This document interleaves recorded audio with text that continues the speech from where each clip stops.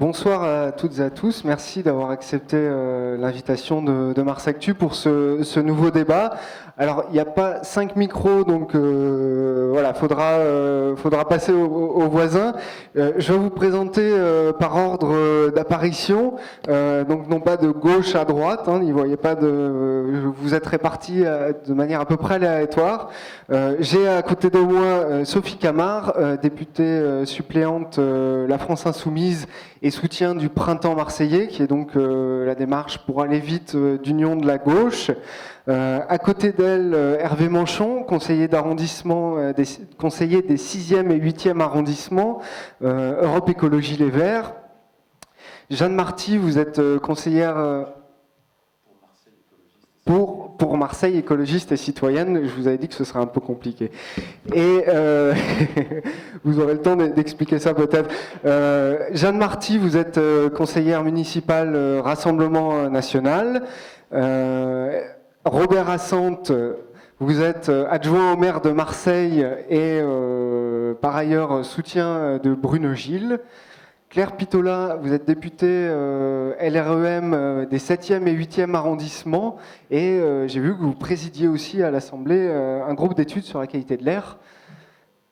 Didier Réau, enfin, vous êtes également adjoint au maire, mais soutien de Martine Vassal, entre autres titres, et vous êtes aussi élu dans les quartiers sud de Marseille, 9e et 10e arrondissement. Pour démarrer ce tour de table, une petite question d'illustration. Comment est-ce que vous êtes venu à ce débat ? Oui ? Très rapidement, hein. Là c'est 10 secondes. À pied. À pied. En voiture jusqu'à une station de métro, parce que sinon je ne rentre pas chez moi ce soir. Puis en métro, puis à pied. En voiture, puis à pied. Du parking de l'hôtel de ville, à pied jusqu'ici, et avec plaisir. Alors complètement en voiture, puisque j'ai été déposée à l'entrée. Même réponse que Robert Assante, du parking de l'hôtel de ville, puis à pied. On voit les adjoints au maire.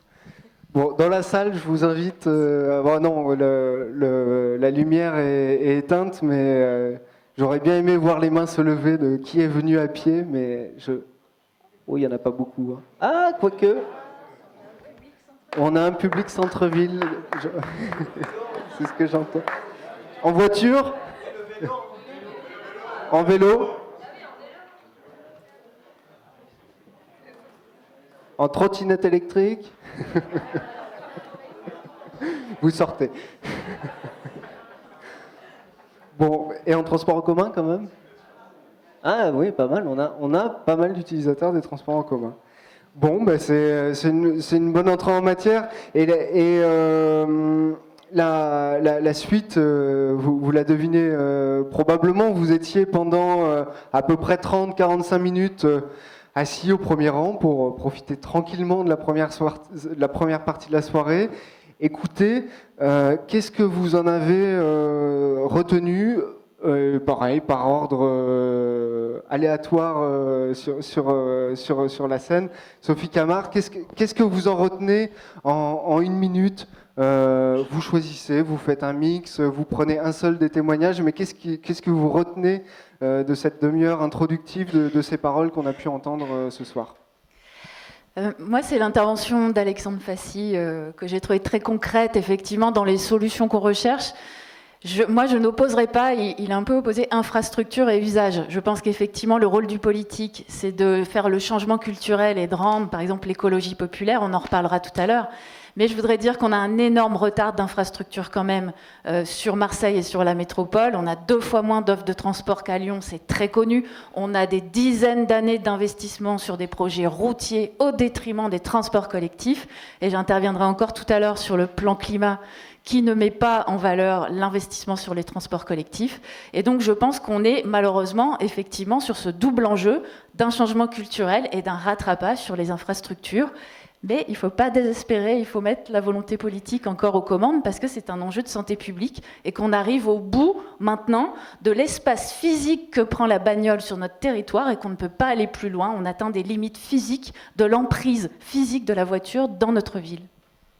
Merci, je crois que vous avez bien tenu la limite d'une minute. Je vais répondre aux 3.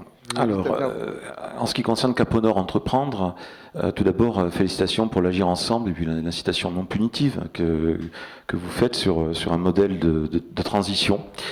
En fait, ça pose la question de la mixité d'usage. Et donc, on va s'apercevoir très vite que la question du transport touche aussi à celle de l'urbanisme et que la non-mixité de la ville entraîne un flux de transport inutile le matin, le soir, aux heures de bureau et contribue fortement, cette non-mixité de la ville, à la pollution de l'air. Martine Cros, pour le CANBUS, l'objectif du CANBUS, c'est de transporter 42 000 véhicules par jour. Moi, je pense que sur ce tracé-là, c'est un combat que je connais très bien parce que en fait, j'étais en contact avec les 4 associations qui forment le CANBUS avant que le collectif soit créé. Il y avait dans l'idée déjà au départ de conserver l'axe, et ça, je pense qu'il est utile, conserver cet axe de transport, mais en faire un axe de transport vertueux, avec de la mobilité douce, avec des transports en commun, et surtout pas de voitures, quelques parkings de délestage ou de parkings relais. Ensuite, sur la question posée par Atmos Sud, donc Dominique Robin, il a évoqué les écoles et le compostage, le brûlage, et il y a quelques opérations qui méritent d'être généralisées, et de compostage collectif, compostage d'immeubles, qui pour l'instant reposent sur le volontariat, mais qui méritent d'être généralisées et pour lesquelles on ne donne pas assez de moyens, notamment sur la fourniture, par exemple, du broyat, de la matière carbonée, qui permet d'entretenir les bacs à compost. La question des écoles, avec, je vais citer l'école de ma fille, où je suis parent d'élèves, où on met en place un pédibus, et donc on donne rendez-vous aux parents assez loin de l'école, à 300-500 mètres de l'école, et ensuite on organise des pédibus sur le trottoir, on se tient par la main ou avec une ficelle colorée, et voilà. Et ça évite à peu près 80 véhicules dans la rue. Merci Hervé Manchon. Jeanne Marty, même question, en 1 minute 30. Qu'est-ce que vous avez retenu de cette première partie ? Tout d'abord, je pense que les politiques ont vraiment intérêt à s'appuyer sur la pertinence de terrain des associations. Je pense que les remontées des 3 intervenants que nous venons d'entendre sont très importantes. J'ai l'impression, en tout cas sur Marseille, depuis que j'ai commencé mon mandat en 2014, les constats sont posés. Je pense que l'on peut, autour de ce débat, trouver un certain consensus sur le constat, ou en tout cas les constats sur la pollution en général de Marseille. Après, les solutions sont peut-être plus difficiles qu'il n'y paraît à trouver, et les associations nous apportent des débuts de pistes de réflexion. J'ai retenu aussi qu'il fallait commencer pour ce sujet à se mettre autour d'une table et à s'écouter au-delà des différences partisanes, je dirais. La santé publique exige de nous, politiques et peut-être futurs candidats, nous oblige à vraiment répondre avec une certaine urgence, parce que, nous l'avons vu, ça fait plus d'une dizaine d'années maintenant qu'on dit qu'il faut changer nos habitudes. Mais une municipalité n'est peut-être pas obligée de toujours manier une obligation ou en tout cas un diktat, et il faut qu'on le fasse ensemble. Donc les politiques, les citoyens et les associations sont, à mon avis, d'excellents relais. Merci Robert Assante. Ce sont les premiers applaudissements de la soirée. Ça me laisse l'occasion de vous dire que vous pouvez manifester un éventuel accord, un éventuel désaccord, mais c'est un peu comme au tennis, faut rester aussi, faut laisser les acteurs rester concentrés. Donc, par contre, éviter les huées, voilà, on peut avoir. Mais merci Robert Assante. La parole est à vous. Merci. Moi, je n'ai pas scindé les 3 interventions. J'ai considéré que les 3 interventions étaient une seule et même intervention, et qui étaient chacun complémentaires par rapport à l'autre. Et ce que j'ai noté, premièrement, c'est la dimension de l'évolution sociétale que nous avons aujourd'hui. Ce qu'on pouvait faire à 30 ans en arrière, c'est une chose. Ce qu'on pouvait faire il y a 20 ans en arrière, c'est une chose, ou à 10 ans, et aujourd'hui, on ne peut plus faire la même chose. Il faut bien intégrer aujourd'hui cette dimension de santé et de respect individuel de chacun et chacune d'entre vous, et le respect collectif du bien vivre dans sa cité, dans l'endroit où on a décidé de passer 10 ans, 30 ans, 50 ans de sa vie, ou beaucoup plus. Et nous ne pouvons plus réfléchir comme cela a été réfléchi jusqu'à présent, quelles qu'en soient les bonnes choses qui ont été faites ou les moins bonnes choses qui ont été faites. Et à partir d'aujourd'hui, nous devons envisager l'avenir différemment. Dans certains lieux, ça sera compliqué parce que ça a été aménagé, parce que ça a été construit. Et dans d'autres endroits, ce sera peut-être plus facile parce qu'il y a encore des possibilités de faire pour demain. Mais il n'y a pas de petite solution et il n'y a pas un élément à opposer à l'autre. Tous les éléments doivent s'ajouter les uns aux autres en parfaite concertation avec la population, avec l'association et avec tous les intervenants. Quand vous avez la présentation qui a été faite sur Artisanor, nous avons travaillé au tout début de l'idée qui était d'être mise en place et on s'était rendu compte combien c'était difficile de pouvoir réaliser cette idée.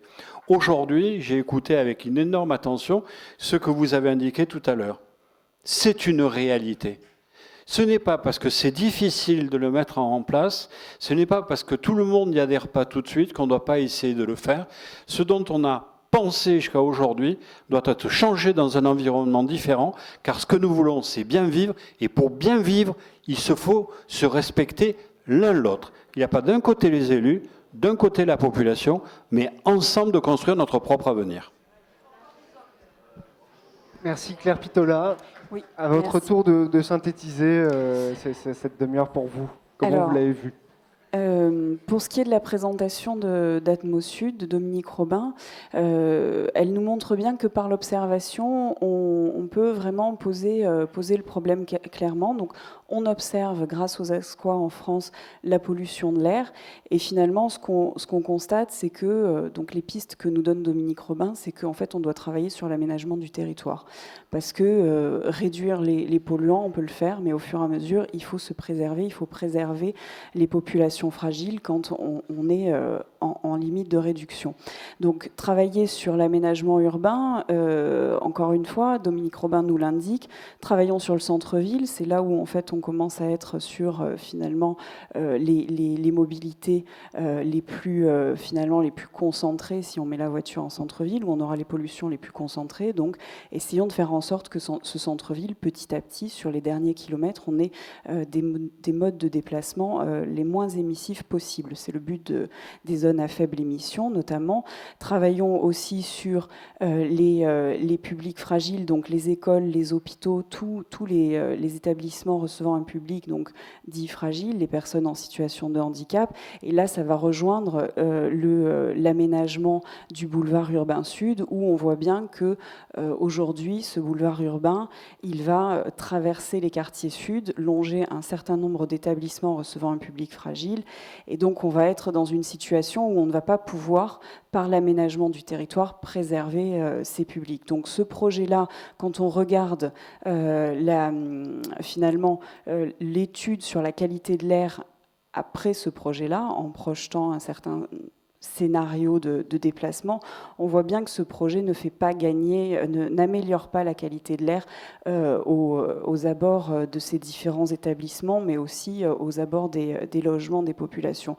Aujourd'hui, nous ne sommes plus dans une période où nous ne pouvons dépenser des sommes importantes dans des infrastructures sans améliorer la qualité de vie pour les habitants, sans faire finalement un aménagement favorable à la santé des citoyens. Il va falloir conclure. Et donc, ça vient ensuite sur l'intervention de Cap au Nord, où on voit que finalement, c'est bien par la concertation de tous les acteurs et de toutes les parties prenantes qu'on arrive à des solutions simples et qui ne sont pas nécessairement des solutions de grands aménagements, de grandes infrastructures coûteuses, mais des solutions où chacun apporte sa pierre à l'édifice et où donc on est économe en termes de moyens, mais on va réduire aussi les émissions. Et juste pour finir, je suis venue en covoiturage. Mon voisin m'a dit « Mais tu as été déposé, tu as donc un chauffeur ». Je n'ai pas de chauffeur, excusez-moi, si mes propos ont pu être mal interprétés. précision. Merci. Et pour finir, Didier Réau. C'est le plus dur hein, de passer après tout le monde. Mais Et il va falloir éviter de se répéter. Ce qui m'a marqué, et ça fait un moment que je réfléchis à ça, c'est que la transition, quelle qu'elle soit, écologique, énergétique, climatique, et tout ce qu'on veut, c'est une question de rythme. Et aujourd'hui, on est sur un rythme, et depuis très longtemps, qui est certainement trop long, trop lent. Et Dominique Robin l'a rappelé, 2010, 2000, les chiffres qu'on avait, et on n'a pas énormément progressé ici, mais aussi sur l'ensemble du territoire métropolitain, mais aussi sur l'ensemble du territoire européen, pour faire simple. D'autres ont progressé plus que nous, et nous, on a eu un rythme, j'allais dire, extrêmement lent, et je pense qu'il faut qu'on arrive à accélérer cette transition. La transition, ça suppose qu'on ait une projection dans l'avenir, mais cette projection, elle ne doit pas être trop abstraite. Et aujourd'hui, je pense qu'on reste quand même sur de l'abstrait. Et il faut qu'on ait effectivement des propositions qui soient beaucoup plus adaptées au terrain, qui soient beaucoup plus adaptées au lieu où vivent les gens. Et c'est le cas qu'on a pu évoquer sur le boulevard Urbain Sud. On a une habitude qui a été prise autour de la Mathilde, autour du Roi d'Espagne, autour de ces quartiers du 9e et du 8e arrondissement, même du 10e, hein, qui ont pris des habitudes et qu'on ne peut plus maintenant revenir en arrière sur ces buts-là. Et donc on a évidemment à trouver des solutions pour qu'il y ait une liaison aussi entre ces quartiers, une liaison transversale. Aujourd'hui, la seule liaison qu'on a en termes de transport en commun entre Sainte-Marguerite et la Pointe-Rouge, c'est une ligne de bus. Et encore qui doit passer toutes les heures. Donc ça n'est pas possible. Ça n'est pas possible de continuer comme ça. Et moi, et le phénomène de transition, il est aussi basé sur une capacité de dialogue renforcée. Et c'est bien le cas qu'évoquait Alexandre Passy sur Cap au Nord. 2012, un plan de déplacement des entreprises. Et on n'a pas abouti, ou en tout cas on a commencé, il y a une ébauche, mais on n'a pas concrétisé, franchement, un partenariat très clair sur ce plan de déplacement des entreprises. Si je prends un cas aussi sur les quartiers sud, je finis là-dessus, parce que c'est important. Vous avez une autre entité sur les quartiers sud qui s'appelle l'université, et nous n'avons pas avancé d'un iota sur un plan de déplacement de cette université. C'est 20 000 véhicules par jour, et il n'y a qu'une route. Et il n'y a pas de déplacement de l'université sur ce site-là. Donc il y a un vrai sujet aussi à travailler sur ce sujet-là d'accessibilité, sur des sites qui sont extrêmement concentrés en emploi, en activité, et sur lesquels il faut que tout le monde se mette sur le sujet. Merci à tous les 6 pour avoir tenu à peu près le temps. On a brossé un peu, j'ai entendu pas mal de choses, j'ai entendu zone de faible émission, j'ai entendu qu'on reparlait des écoles. On va essayer de zoomer comme ça sur quelques points, mais avant quand même, pour rentrer dans le vif du sujet et pour parler d'infrastructure, parce qu'à un moment donné, il y a aussi cette question qui se pose. Marseille, c'est à peu près 30 km de métro et de tramway. Lyon, il y a 10 ans, c'était 70. Maintenant, ils ont dépassé la centaine. Nantes, Montpellier également aménagent des tramways et des bus en site propre. Qu'est-ce que Marseille comment on se projette là sur la durée du mandat? C'est quoi la priorité? Parce que si on prend déjà ce qui est dans les tuyaux, je vois que pour 2025, donc à peu près la fin du prochain mandat, hein, on a déjà engagé un tram vers le 4 septembre, vers les Catalans, un tramway qui irait justement rejoindre le boulevard Urbain Sud du côté de la Rouvière, qu'on va au nord au lycée Saint-Exupéry, qu'on fait un bus sur la L2 et sur le boulevard Urbain Sud, on lance le métro Saint-Loup. Enfin, on parlait d'abstrait. Pour l'instant, on a aussi beaucoup, depuis 15 ans, été habitués à des plans abstraits. On fait des schémas où on tire des lignes et finalement, on fait que quelques kilomètres. Ça veut dire une chose, c'est qu'il faut peut-être poser une priorité à un moment, à un instant T. Qu'est-ce qu'on fait? Robert Assand, je démarre par vous pour une raison simple, c'est que entre 2014 et 2016, vous étiez vice-président de la communauté urbaine. C'était avant la métropole, c'était Marseille-France Métropole. Vous étiez chargé des transports. Et donc vous étiez chargé aussi peut-être de faire ce choix, ce travail de priorité. Qu'est-ce que j'engage vraiment et qu'est-ce que j'oublie soigneusement dans un carton? Aujourd'hui, 2020, C'est pas un reproche ciblé, hein. Ça fait 20 ans qu'on a des plans de déplacement urbain qui ne se réalisent pas. Qu'est-ce qu'aujourd'hui, pour 2020 et pour 2025, 2026, qu'est-ce qu'on priorise? Ou est-ce qu'on fait tout ce que j'ai listé? Est-ce que ça tient financièrement? C'est une question sur laquelle je dois répondre en 1 minute, 1 minute 30. Vous pouvez prendre un peu plus quand même, merci beaucoup. Ce qui a été présenté tel que vous venez de le faire à l'instant, ce sont des besoins vitaux qui sont exprimés dans tous les quartiers de la ville. Quand on dit qu'on veut prolonger le métro, parce qu'on a des besoins qui sont à faire. Quand on veut prolonger le tramway, c'est des besoins qui sont à faire. Ensuite, il faut faire une planification financière. Ça, je ne l'ai pas faite, la planification financière, il faut le faire à la métropole. Moi, j'ai démissionné de la métropole en 2016 pour des raisons qui m'étaient personnelles. Donc, on doit faire cela, mais il faut le planifier, il faut l'organiser. Vous avez oublié de dire que dans l'est de Marseille, parce qu'il n'y a pas que le centre, il n'y a pas que le nord, il n'y a pas que le sud, il y a l'est de Marseille, nous avons un tramway à Aubagne, nous avons un tramway qui arrive au Cailleul, et personne, vous ne l'avez pas cité, parce que vous ne l'avez pas trouvé dans les documents. Je n'ai pas osé la rajouter. Non, mais il faut le rajouter. Parce qu'il n'y a pas des populations qui doivent être oubliées parce qu'elles appartiennent à un certain quartier et pas à d'autres. Et donc, nous devons faire le lien du tramway des Cailleuls jusqu'à Aubagne et prolonger dans la Val d'Aune. Là, nous aurons un véritable projet cohérent marseillais et métropolitain qui évitera d'encombrer l'autoroute Est et permettra à ceux qui travaillent dans les quartiers nord, mais qui habitent les quartiers est, des personnes défavorisées, de pouvoir enfin se servir d'un mode de transport cohérent, complet et moderne. C'est important. On a oublié Bougainville, l'hôpital Nord. C'est pas possible qu'aujourd'hui, on n'ait pas des projets qui intègrent cette forme de déplacement, car l'hôpital Nord est un lieu de concentration de population extrêmement important, qui est très mal desservi aujourd'hui par la distribution des bus. Bougainville, l'hôpital Nord en métro? On peut peut-être essayer de réfléchir à d'autres possibilités nettement moins chères que le métro, qui est par exemple le transport par câble, le transport aérien, en passant par la gare de Saint-Antoine et en se déplaçant. Merci de votre soutien. J'en attendais pas moins de vous. C'est à envisager. C'est-à-dire que dans cette ville, dès qu'on sort des schémas habituels, lorsqu'on s'exprime, on dit « Ah ben non, c'est pas possible ». Donc on peut le faire à Paris, on peut le faire dans l'Europe entière, on peut le faire dans le monde entier, mais ici on ne doit pas y penser. Et vous avez posé une question aussi, vous avez dit « Mais qu'est-ce que vous avez fait ?» J'ai démontré avec Guy Tessier, qui était le président de la communauté urbaine à l'époque, qui m'a donné les moyens de réaliser ça, de mettre la première ligne totalement électrique des bus, qui est la ligne 82, qui passe sur le Vieux-Port et qui relie les Catalans jusqu'à la gare Saint-Charles. Cet exemple-là, qui fonctionne tous les jours, que certains d'entre vous utilisent, pourrait être largement généralisé sur la ville en améliorant le transport collectif, mais en améliorant surtout la pollution électrique qui est aujourd'hui, la pollution du diesel qui est aujourd'hui très prenante, comme Dominique Robin nous l'a rappelé tout à l'heure.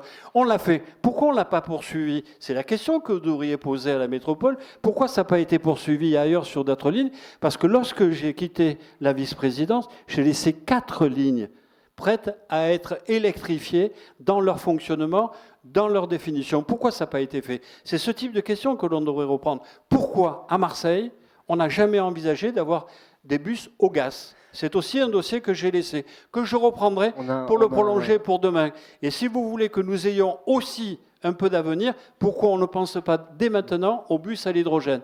Le métro, le tram et les différents bus, nous améliorerons nos déplacements, nous améliorerons la qualité de vie et nous ferons diminuer grandement la pollution atmosphérique de cette ville. C'était ça que vous vouliez savoir? J'avais une question à la base. Est-ce que vous rajoutez, parce que vous avez rajouté des lignes, et effectivement, beaucoup de populations attendent cette arrivée de transport en commun. Est-ce qu'elles s'ajoutent à celles que j'ai citées, le tramway vers les Catalans, le tramway vers la Rouvière, vers le lycée Saint-Exupéry? Est-ce que ça tient financièrement ou est-ce qu'on est en train de s'inventer des beaux plans? Est-ce que ça tient financièrement? Alors, vous êtes en train de nous dire, mais Monsieur Assante, ou la métropole, ou tous ceux qui sont autour de cette table, vous avez des idées, c'est tout à fait intéressant, mais est-ce que vous avez les moyens de les réaliser? Et donc, quelles sont les priorités? Quels sont les choix? Les priorités, selon moi, c'est la santé. Et la santé, c'est le transport collectif et les déplacements que l'on doit organiser de manière totalement différente.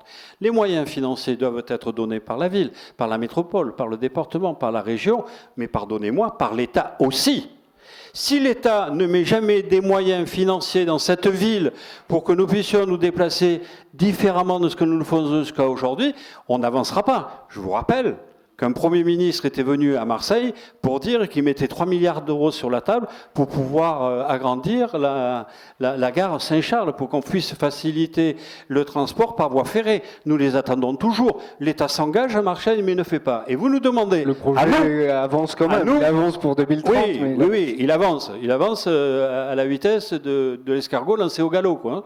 Et donc, vous nous demandez de pouvoir réaliser les choses aujourd'hui et considérant que l'État n'a pas sa part à donner à Marseille. Je considère que l'État doit donner sa part à Marseille pour augmenter sa participation, augmenter la facilitation des dossiers et la réalisation des dossiers. C'est en tout cas le projet que je porte avec Bruno Gilles. Merci Robert Assante. On va essayer de faire plus court, alors pas forcément 1 minute, mais parce qu'on a d'autres thématiques, on va parler des bateaux, on va parler de plein d'autres choses, et donc voilà, on va essayer de faire plus court. Sophie Camard, vous levez la main, je vous donne la parole, et on parlera quand même aussi après peut-être de l'État, parce que vous êtes subrepticement tourné vers Claire Pitollat, donc je pense que ça appelle aussi une réponse. Oui, moi, ce sujet des infrastructures, comme j'ai dit tout à l'heure, me tient vraiment à cœur, parce qu'on est, certes, il faut écouter les citoyens, hein, mais quand on fait des enquêtes publiques, je vais prendre un exemple concret, moi. Le citoyen n'est pas tellement écouté. Pourquoi ? Parce qu'on a des choix politiques, je me répète, on a des choix politiques depuis des années qui font qu'à chaque fois quand vous faites un joli projet routier, moi je me souviens avoir participé au tunnel Prado Sud à l'enquête publique, je veux dire. Alors à chaque fois c'est le même gag. Il y a un tunnel à bagnole et on nous fait toujours un dessin avec un joli tramway dessus. Je vous rappelle qu'on nous a remis la L2 avec des promesses de transport collectif dessus. À chaque fois on fait la partie routière, on ne fait jamais la partie transport collectif. Mais pourquoi ? Attendez, il y a aussi des intérêts économiques. Le tunnel Prado Sud, c'était pour ramener du trafic au tunnel du Prado, d'accord ? Donc on sait très bien les intérêts économiques aussi derrière, toujours qui priment sur une forme d'intérêt général. Et effectivement, le citoyen, il faut l'écouter jusqu'au bout.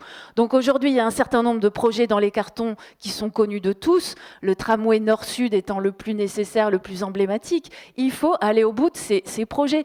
Et c'était, excusez-moi, le grand enjeu de la métropole. Souvenez-vous, la préfiguration, la mission du préfet Théry, l'agenda de la mobilité, les milliards promis avec cette métropole. Et aujourd'hui, on est en échec. La métropole ne tient pas ses promesses. Et aujourd'hui, le nouveau plan climat, eh bien, l'agenda de la mobilité, hop, on le cache un petit peu. Et il n'y a même pas le mot transport en commun dans les mesures phares. Voilà où on en est. Ça pose la question de l'État. Je suis d'accord avec M. Assante. Mais du coup, ça pose la question de la posture des élus marseillais vis-à-vis de l'État. Et là, on a peut-être un vrai débat. C'est-à-dire que, est-ce qu'aujourd'hui, on considère qu'il faut retarder tous les projets marseillais qui dépendent de nous-mêmes pour faire pression sur l'État ?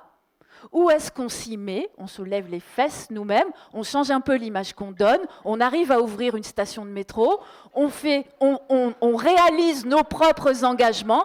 Je termine là-dessus. On entend beaucoup étoile et Teltedra de la part de aujourd'hui, Jean-Claude Gaudin, il y avait un débat Vassal, à la de métropole, je ne suis pas la seule à dire ça, il y avait un débat à la métropole aujourd'hui sur les orientations budgétaires, et il y a eu pas mal de personnes de différentes étiquettes politiques d'ailleurs, qui ont pu dire que la métropole sous-budgétise ses propres engagements sur l'agenda de la mobilité. Et ça, voilà, ça renvoie à des choix politiques que maintenant il faut arrêter et changer de posture. Il faut faire ce que nous avons promis de faire, au moins sur ce qui dépend de nous-mêmes. Mais on a peut-être trop promis. Non, juste pour...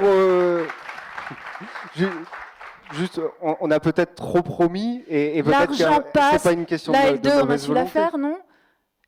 Tout l'argent, je vous assure, si vous faites tout le bilan des sections d'investissement, de MPM avant aujourd'hui, pourquoi c'est tout le temps le routier et jamais les transports collectifs ? Moi, c'est ça la question fondamentale depuis que je fais de la politique ici, que je regarde tout ça. C'est la question fondamentale. Et le boulevard urbain sud, en fait, n'en est que le prolongement. J'en ai pas parlé tout à l'heure parce qu'en fait, c'est la même histoire. Toujours les vieux mêmes projets du XXe siècle qui traînent encore aujourd'hui. Voilà, c'est toujours la même chose. Il faut vraiment inverser la priorité et changer ses priorités budgétaires. Voilà. Claire Pitollat, l'État. On l'attendait, hein, la remarque, effectivement, et peut-être à raison, parce qu'on voit des investissements soutenus à Paris sur des grands projets. On accueille certes les Jeux Olympiques, mais bon, ça fait un moment que ça fait rager ici à Marseille les élus qui se disent on a besoin d'un soutien extérieur, de ce coup de pouce financier, parce qu'on ne s'en sort pas tout seul financièrement. Vous regardez ça comment? Depuis que j'ai été élue, effectivement, j'essaie de travailler au plus près de la préfecture et des ministères pour voir comment les budgets de l'État arrivent sur les territoires. Et ce que je constate, c'est que les budgets de l'État arrivent quand le projet est bien détaillé et qu'il y a un vrai planning de réalisation.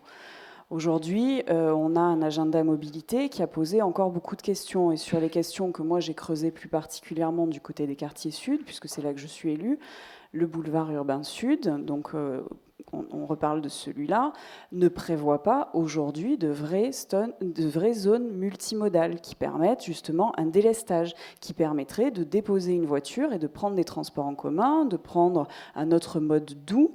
Et c'est bien ça la grande question. Aujourd'hui, l'État finance des projets qui sont dans une modernité qui propose le multimodal. On est bien sur une multiplicité de modes de transport pour justement faire en sorte qu'on soit sur des transports les plus propres possibles. Mais ça veut dire que si on fait bien les projets, là, tout ce que j'ai listé, et puis on rajoute peut-être ici et là d'autres idées qui paraissent pas folles, d'aller à la Valentine en tramway, ça tient financièrement? C'est vraiment que de la... L'État finance. Si on voit l'apport financier de l'État sur les immeubles de la rue d'Aubagne et sur justement le réaménagement urbain du centre-ville, on voit bien que l'État vient à chaque fois qu'il y a une contractualisation, qu'il y a un projet qui est détaillé, l'État arrive et finance.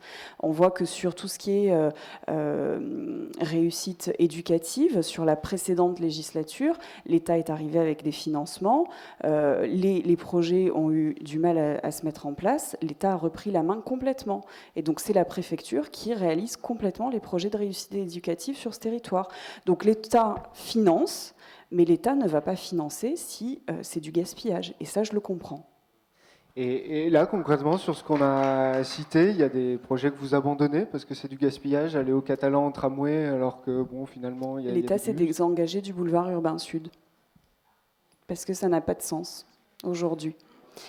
Mais parce qu'il y a des projets plus intéressants à faire, justement en concertation avec les citoyens.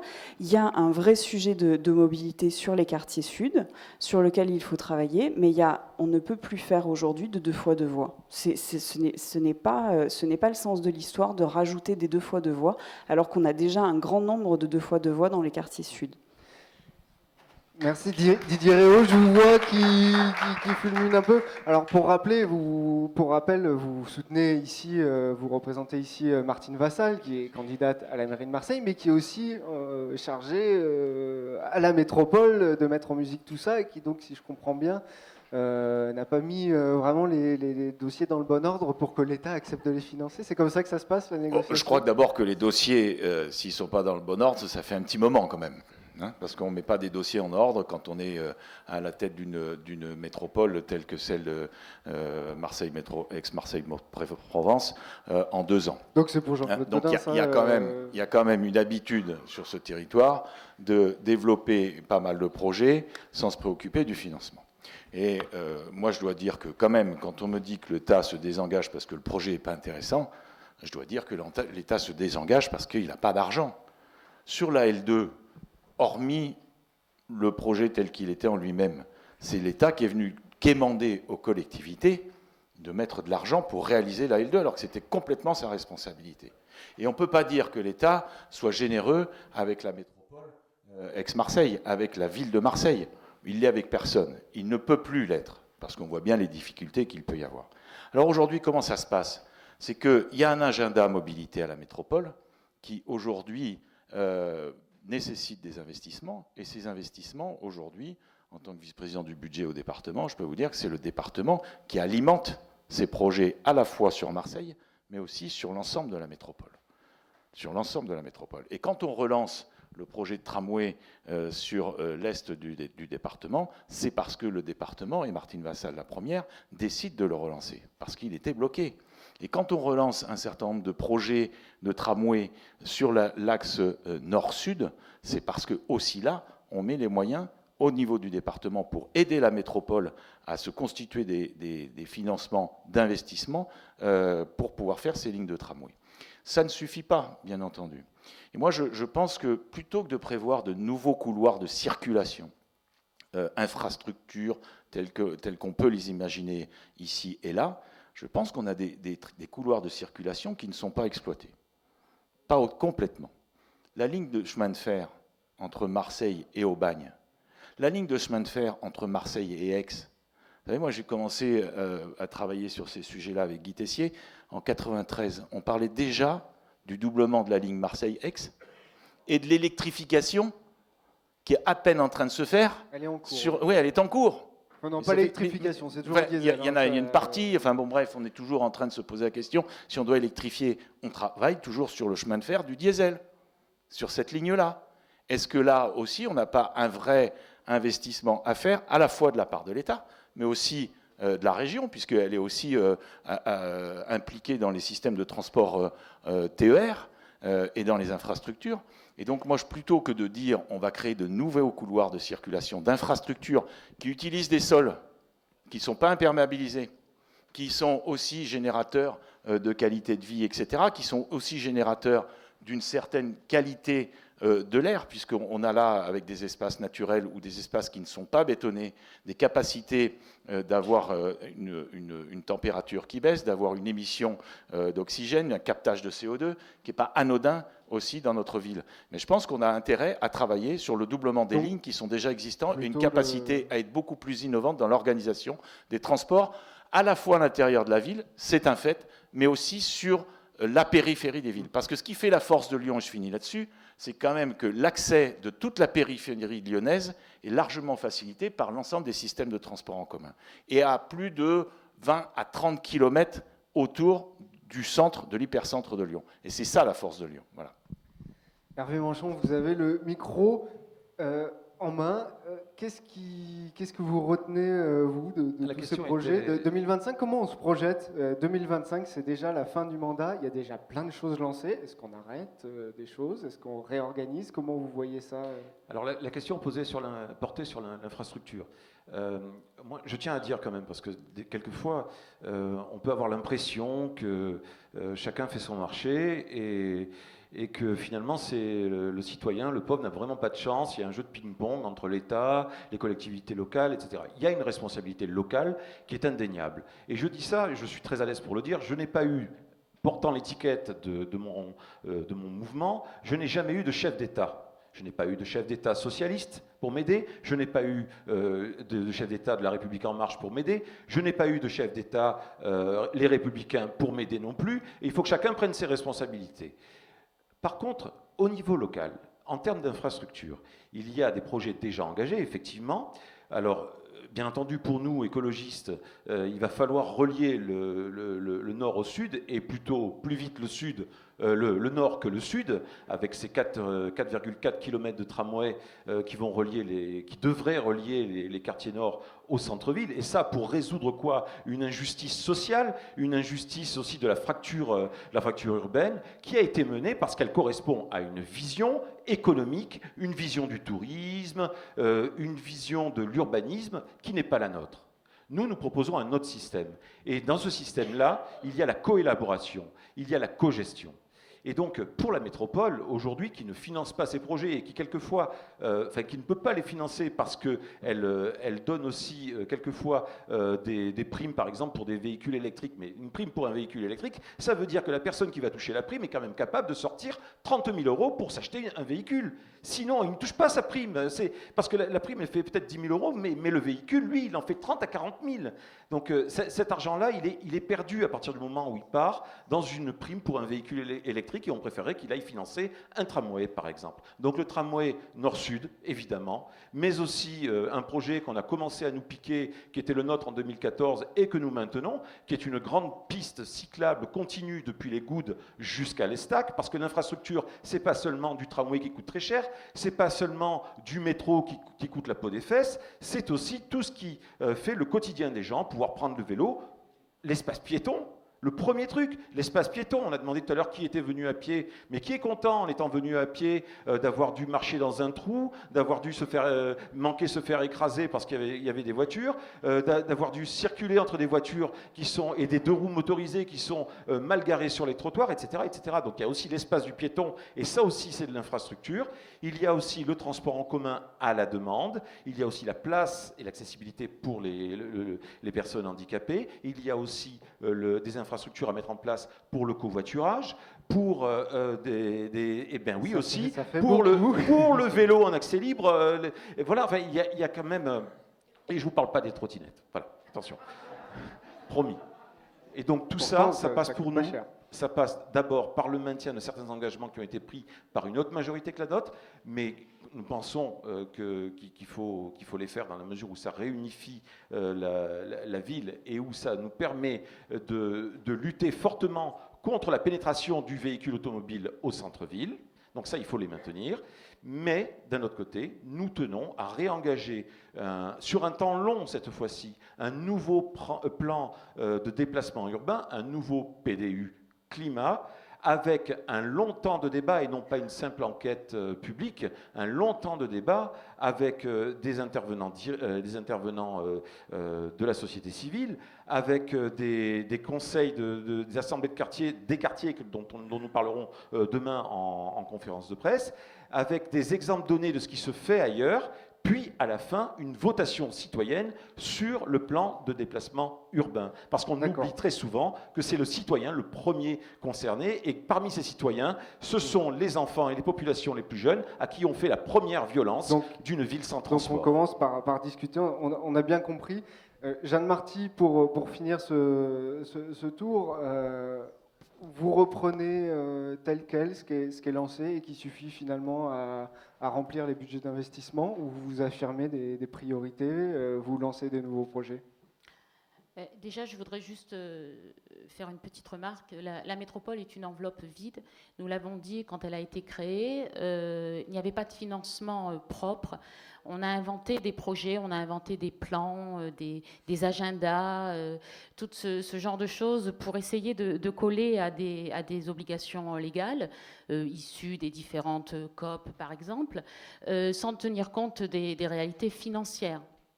Alors après que l'État participe ou ne participe pas ou se désengage, comme vous nous l'avez dit, c'est bien sûr une évidence quand les projets ne sont pas cohérents.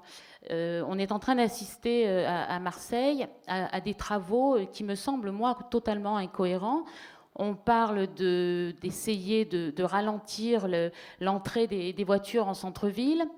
Là, je suis venue, alors oui, en voiture, en covoiturage, hein, je tiens à le préciser aussi, et je vois qu'on fait encore des voies où le transport en commun ne pourra pas passer, ou en tout cas mettra le même nombre de minutes à traverser tel ou tel quartier. Donc quel est l'avantage pour le citoyen de prendre le bus s'il doit arriver en retard? Il n'est pas très pratique quand on a une poussette ou quand on est handicapé de prendre le bus, mais peut-être que nous parlerons de ce problème d'accessibilité un petit peu plus tard.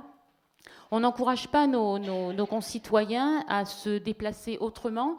Et c'est vrai que la voiture a une place très importante à Marseille. Je pense que les Marseillais ont du mal à se priver de leur voiture. Bon, c'est une façon de vivre. Pourquoi pas? Mais il faut nous aider tous à supprimer de notre esprit la voiture. Et pour ça, nous encourager avec d'autres modes de déplacement. Au conseil municipal, d'ailleurs, d'autres élus du parti que vous représentez, le Rassemblement national, défendent cette place de la voiture sur la corniche, parlent d'un oukase contre la voiture. Est-ce que vous n'êtes pas un peu en porte-à-faux par rapport à Non, ces nous- discours nous- qu'on entend nous- aussi dans votre parti? Non, nous défendons l'automobiliste, c'est-à-dire que c'est toujours le mauvais élève. C'est lui qu'on surtaxe, qu'on matraque, parce que c'est beaucoup plus facile, je pense, de taxer le citoyen qui a une voiture, plutôt que de taxer les plus gros pollueurs, nous allons dire. Peut-être que nous allons parler plus tard des navires, par exemple, qui représentent 40% quand même de la pollution atmosphérique sur Marseille. Peut-être qu'il serait plus difficile quand on a un vent qui vient différemment. Nous avons les pollutions de Fos-sur-Mer.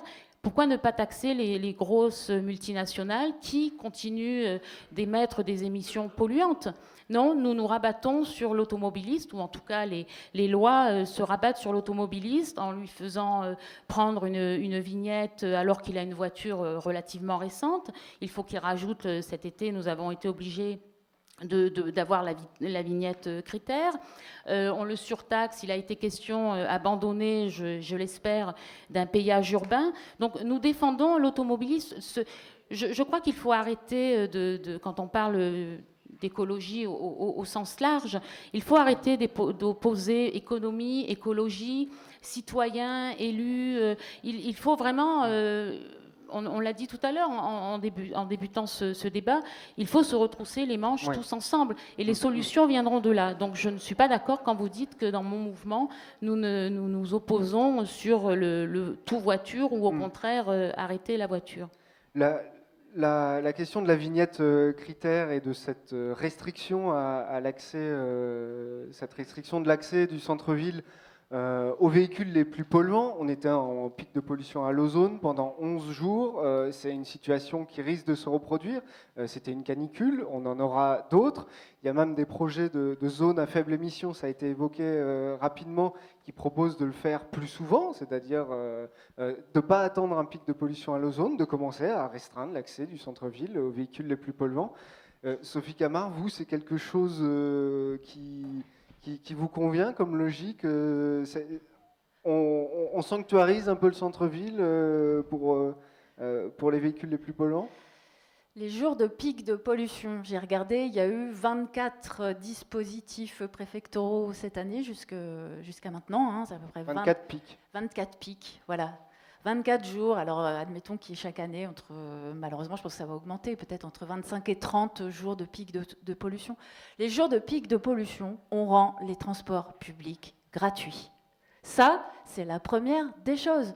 Je veux dire, ça me paraît quand même, on a parlé tout à l'heure que justement, par rapport à ces vignettes critères, il y aurait une aide de 5 000 € pour remplacer son véhicule, plafonné à 1 000 véhicules par an. J'ai calculé, ça fait 5 millions d'euros. J'ai calculé que 25 jours de pollution avec des transports gratuits, c'est quelques millions d'euros par an. C'est que 25 jours. Donc moi, je ne comprends pas, là aussi, les choix politiques qui sont faits, d'aller dépenser de l'argent pour faire tourner l'industrie automobile, alors qu'il y a même d'autres aides nationales pour ça, et qu'on ne mette pas le paquet sur le changement de la pratique et qu'on rende l'écologie populaire, parce que c'est vrai que, effectivement, le citoyen a souvent l'impression de payer, voilà, et d'être toujours... Ça, c'est vrai, hein, il y a eu le mouvement des Gilets jaunes, moi je ne l'oublie pas non plus, sur la manière dont on doit construire la confiance et dont on doit rendre l'écologie populaire. Donc il y a beaucoup de mesures à prendre. Je termine quand même. Moi, j'ai regardé le nombre de voitures immatriculées dans la métropole de niveau 4, 5 et hors classe. Il y en a 182 000 Donc, à celles changer. qui ne pourraient pas rentrer dans le centre-ville. 182 000 à changer. Donc là, 5 000 € la voiture, on n'est pas sorti de l'auberge. Hein. Donc moi, je pense qu'il faut des mesures d'écologie populaire pour changer les pratiques et que les jours de pic de pollution, ce soit facile tout simplement de prendre les transports en commun parce qu'il y aura quand même au moins 80% des voitures qui pourront continuer à circuler. Oui, donc j'entends que ce n'est pas très populaire pour vous de restreindre l'accès du centre-ville. Ça ne suffit pas et qu'on doit mettre l'argent sur d'autres types de mesures. J'ai des demandes de réaction des deux bords de la droite marseillaise. Robert Assand, vous soutenez ce projet alors pas de péage urbain, mais de restriction. On sanctuarise le centre-ville et on le piétonise aussi, comme ça a été en train d'être fait. On repousse peut-être la voiture sur des rocades. Vous voyez l'organisation de la ville comme ça ? Moi, je voulais, quand tout à l'heure j'ai levé la main, c'est pour réagir à ce que vous avez dit concernant la voiture et votre positionnement sur la fiscalité. Je n'ai entendu personne parler de la fiscalité automobile ce soir, parce que ce n'est pas dans les compétences qui nous appartiennent. Nous avons tous parlé de la part modale de la voiture dans la ville qu'il faut impérativement réduire. C'est cela dont on parle. Nous sommes contre rien, mais il faut bien réduire la part modale de la voiture, car si nous continuons comme ça, et comme on ne va pas par un coup de baguette magique, changer les voitures diesel pour les faire passer en véhicules électriques, compte tenu du coût, compte tenu de la distribution aujourd'hui, où on n'a pas mis les 1000 bornes de recharge électrique sur la voie publique en laissant les places gratuites pour que ceux-ci puissent se mettre, nous ne pouvons pas tenir compte d'autre chose que de réduire la part modale de la voiture. Et donc, pour répondre à la question, est-ce qu'il faut faire en sorte que l'hypercentre soit encore plus piéton que ce qu'il a été? Dans tous les cas, lorsque on a réduit la part modale de la voiture sur le Vieux-Port, la pollution atmosphérique, et je parle sous le contrôle de Dominique Robin qui est là, la pollution atmosphérique au droit du Vieux-Port a diminué de 50%. Et en plus, on s'éloignait du port, c'était 30% et 20%. Donc on voit bien qu'à partir du moment où la part de la voiture n'est plus présente, nous avons une diminution de la pollution atmosphérique. Ce test qui a été fait là, à cet endroit, doit être multiplié dans tous les autres quartiers et changer également le mode de transport collectif dans tout Marseille. Dans ces périmètres. Si, c'est tout à fait faisable. Nous avons quelques difficultés. Une des difficultés, celle que nous avons héritée, celle que ceux qui veulent le pouvoir aujourd'hui hériteront, il faut donner les réponses ensemble, c'est que nous avons des parkings qui ont été faits à l'époque de Vigouroux en hypercentre. Ça veut dire que si nous ne voulons plus que la voiture rentre à l'intérieur de l'hypercentre, quid de ces parkings qui sont aujourd'hui donnés en exploitation au privé par des contrats, par des contrats qui ont été faits sous Vigouroux. Je vous rappelle que le cours Étienne d'Orve, le parking Étienne d'Orve, a un contrat signé par Vigouroux de 47 ans d'exploitation. 47 ans d'exploitation. C'est-à-dire que quand on nous dit, nous, gestionnaires, vous ne trouvez pas les solutions, mais quand on va voir les avocats, ils disent, vous n'avez pas le droit de toucher à ça. C'est bien de dire qu'il faut faire gratuit, c'est bien de dire qu'on doit changer les choses, mais on a des contraintes qui s'imposent à nous.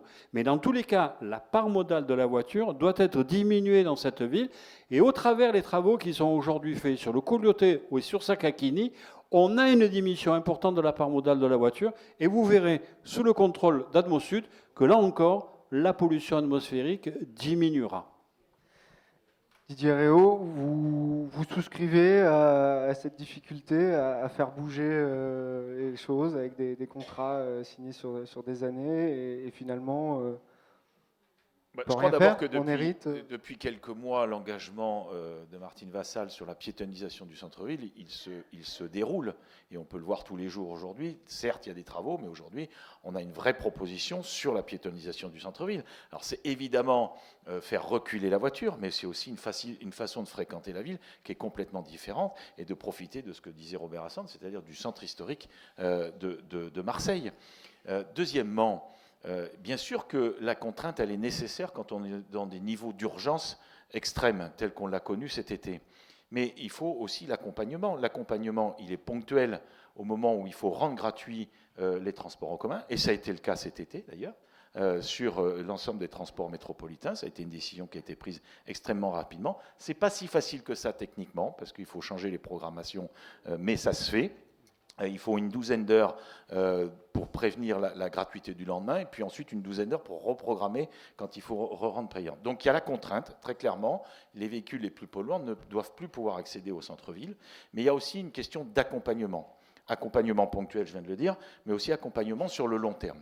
Si on veut que les véhicules les plus polluants, sans doute les plus chers, et ceux que disait Hervé Manchon m'a un peu interpellé, sont aussi ceux qui doivent être remplacés. Quand on prend la décision au département, et non pas à la métropole, de mettre une prime à l'achat de véhicules électriques, d'abord on accompagne la mesure de l'État, excellente, de dire, voilà, on va aider la transition énergétique et aussi arrêter la consommation d'énergie fossile qui est polluante.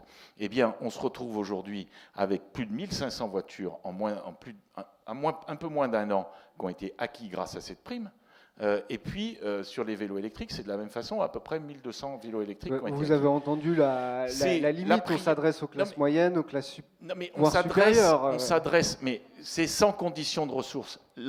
L'objectif... Non, mais l'objectif principal, encore une fois, on est là sur une question, on étouffe. Si l'objectif principal, c'est de dire on améliore la qualité de l'air et on a une diminution des particules fines dans l'air, il faut bien aller là où les gens sont capables de payer ça.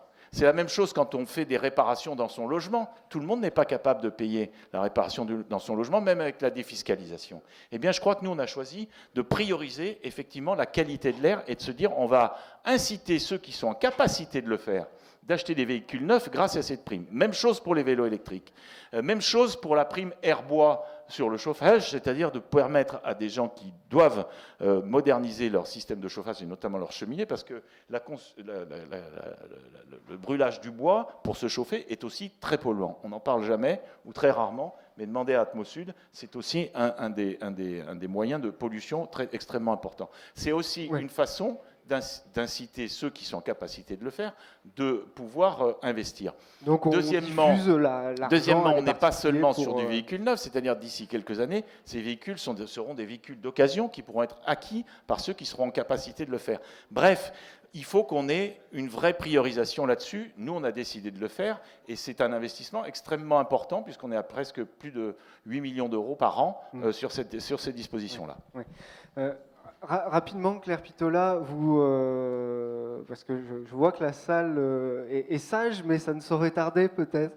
Je vois que ça commence à s'agiter et il y aura des questions et ça permettra aussi de parler de plein de sujets qu'on n'a pas eu le temps d'aborder. Je suis sûr que vous aurez des questions sur les mêmes thèmes que moi. Cette histoire de zone de faible émission, c'est à la base une idée de l'État qui l'a même plus ou moins imposée aux grandes métropoles, qui était sanctionné par la Commission européenne. C'est une réponse au coup de bâton de la Commission européenne qui lui dit vous avez Marseille qui ne respecte pas comme d'autres et donc vous allez voir la métropole en lui disant bon ben maintenant vous restreignez l'accès du centre-ville aux voitures les plus polluantes. Ça veut dire, vous soutenez cette mesure, il faut la faire comment pour la faire accepter? Oui, je pense qu'il faut revenir à des choses simples et à de la logique. Déjà, c'est former les acteurs. Parce que finalement, bien montrer que les zones de pollution fortes, on voit bien qu'elles sont dans les espaces de forte densité, donc au centre-ville. Donc on doit revenir à des modes qui sont moins polluants, parce que c'est bien dans cet endroit-là qu'on doit dégager la pollution. C'est dans cet endroit-là qu'on doit redonner de l'espace aux citoyens. Donc on doit aller vers des modes qui sont moins émissifs, mais aussi des modes qui permettent de transporter plus de personnes avec moins de place. Aujourd'hui, la voiture n'est pas un mode qui permet de transporter beaucoup de personnes avec peu de place. C'est un mode de transport qui est à la fois polluant et qui prend beaucoup de place sur l'espace urbain. Donc ce n'est pas un mode adapté au centre-ville, parce que ça ne permet pas aux citoyens de reprendre toute la place qu'il a dans le cœur du centre-ville. Donc on va vers des modes qui vont être plus le vélo. Le vélo est extrêmement économe en place. Les modes doux, marcher simplement, les métros, les lignes de métro, on les a en centre-ville, on a des tramways en centre-ville, donc comment on accède à ces zones-là sans amener la voiture jusqu'au centre-ville? Donc la restriction, on fait ça toute l'année ou juste le week-end, la journée Là, pour l'instant, ce qui est fait avec la vignette critère, c'est effectivement sur des pics de pollution. Une zone à faible émission, c'est forcément réduire l'accès à des véhicules émissifs. Donc, on permet, en dehors de ces zones, de pouvoir finalement avoir des zones de délestage, un espace où on laisse son véhicule les fameux polluant. Parkings qui sont des parkings au centre-ville. Parking multimodal. Et donc c'est ce qu'on a voulu inscrire dans la loi LOM, de dire il faut créer une autorité organisatrice qui permette de délivrer toute l'information, toutes les données sur tous les modes de déplacement à disposition du citoyen sur un territoire, permettre d'avoir des plateformes pour faire du covoiturage, mais vraiment gagner en fait, à la fois en émission et en place. On ne peut plus avoir un mode de déplacement qui va prendre de l'emprise au sol, de l'emprise qui ne sera pas pour le citoyen pour se déplacer. La voiture est trop consommatrice d'espace, en plus d'être émettrice de polluants. Merci. On va passer aux questions de la salle avec tout d'abord Je vois des mains qui se lèvent. D'abord, petite règle du jeu d'abord, et puis petit point aussi sur le temps de parole.